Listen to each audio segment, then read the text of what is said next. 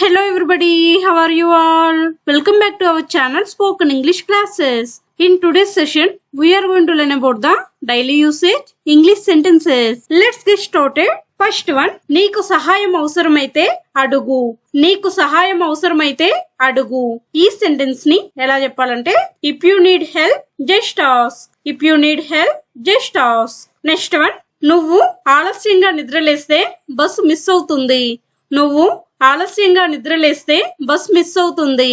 ఈ సెంటెన్స్ ని ఎలా చెప్పాలంటే if you wake up late you will miss the bus. If you wake up late you will miss the bus. Next one, నువ్వు బాగా చదివితే పరీక్షలో ఉత్తీర్ణత సాధిస్తావు. ఈ సెంటెన్స్ ని ఎలా చెప్పాలంటే if you study hard you will pass the exam. If you study hard you will pass the exam. Next one, దుకాణం తెరిచి ఉంటే మనం సరుకులు కొనుక్కోవచ్చు. దుకాణం తెరిచి ఉంటే మనం సరుకులు కొనుక్కోవచ్చు.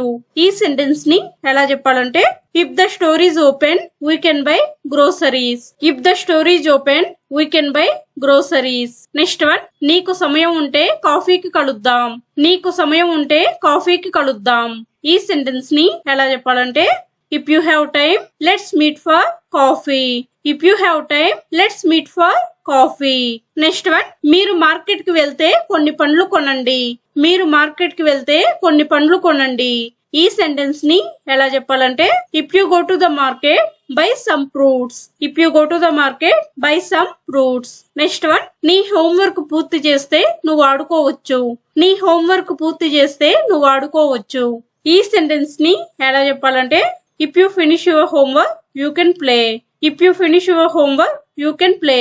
నెక్స్ట్ వన్, నువ్వు అర్థం చేసుకోలేకపోతే టీచర్ ని అడుగు. నువ్వు అర్థం చేసుకోలేకపోతే టీచర్ ని అడుగు.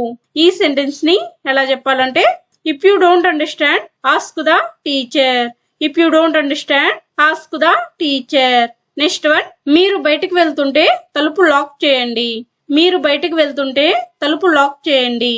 ఈ సెంటెన్స్ ని ఎలా చెప్పాలంటే if you are going out lock the door. If you are going out lock the door. Next one, మీకేవైనా తప్పులు కనిపిస్తే దయచేసి వాటిని సరిదిద్దండి.